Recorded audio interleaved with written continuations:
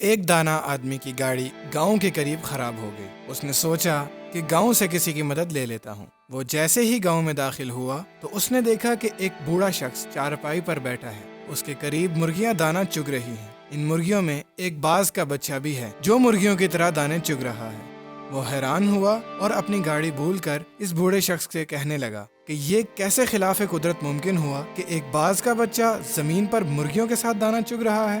تو اس بوڑھے شخص نے کہا، دراصل یہ باز کا بچہ صرف ایک دن کا تھا جب یہ پہاڑ پر مجھے گرا ہوا ملا۔ میں اسے اٹھا لایا، یہ زخمی تھا، میں نے اس کی مرہم پٹی کی، مرہم پٹی کر کے اس کو مرغیوں کے بچوں کے ساتھ رکھ دیا۔ جب اس نے پہلی بار آنکھیں کھولی تو اس نے خود کو مرغیوں کے چوزوں کے درمیان پایا۔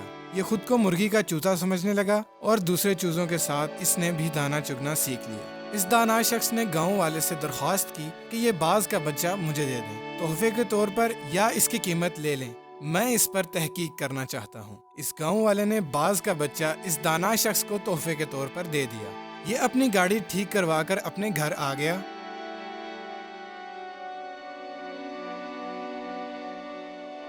وہ روزانہ باز کے بچے کو چھت سے نیچے پھینک دیتا اور یہ باز کا بچہ اپنے منہ کو اپنے پروں کے اندر چھپا لیتا۔ وہ روزانہ بلا ناغہ باز کے بچے کو اپنے سامنے ٹیبل پر بٹھاتا اور اس سے کہتا، تو باز کا بچہ ہے، مرغی کا نہیں، اپنی پہچان کر۔ اسی طرح اس نے کئی دن تک ہر زبان میں اس باز کے بچے کو کہا کہ تو باز کا بچہ ہے، مرغی کا نہیں، اپنی پہچان کر، اپنے آپ کو پہچاننے کی کوشش کرو۔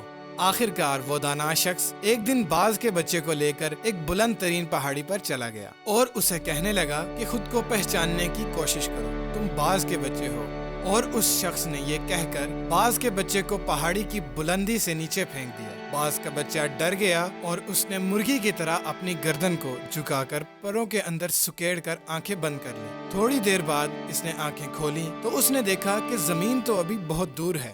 تو اس نے اپنے پر پھڑپھڑائے اور اڑنے کی کوشش کرنے لگا، جیسے کوئی آپ کو دریا میں دھکا دے تو آپ کو تیرنا نہیں بھی آتا تو بھی آپ اپنے ہاتھ پاؤں ماریں گے۔ تھوڑی ہی دیر میں وہ اپنے آپ کو بیلنس کرنے لگا، کیونکہ باز میں اڑنے کی صلاحیت خدا نے رکھی ہوتی ہے۔ تھوڑی ہی دیر میں وہ اونچا اڑنے لگا، وہ خوشی سے چیخنے لگا، وہ اوپر اور اوپر اڑنے لگا۔ کچھ ہی دیر میں وہ اس دانا شخص سے بھی اوپر نکل گیا اور نیچے نگاہیں کر کے اس کا احسان مند ہونے لگا۔ تو دانا شخص نے کہا، اے باز، میں نے تجھے تیری شناخت دی ہے، اپنے پاس سے کچھ نہیں دیا۔ یہ کمال صلاحیتیں تیرے اندر موجود تھیں مگر تو بے خبر تھا۔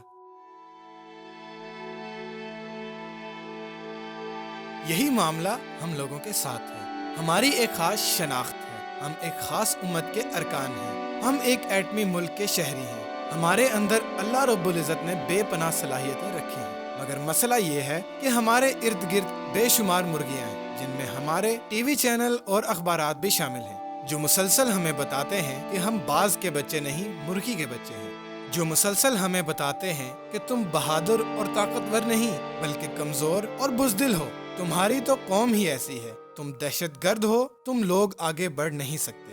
کامیابی کی شرط یہ ہے کہ ہم خود کو پہچاننے کی کوشش کریں تاکہ ہم ایک بہترین امت اور بہترین قوم بن کر اس ملک کی تعمیر و ترقی میں اپنا کردار ادا کریں۔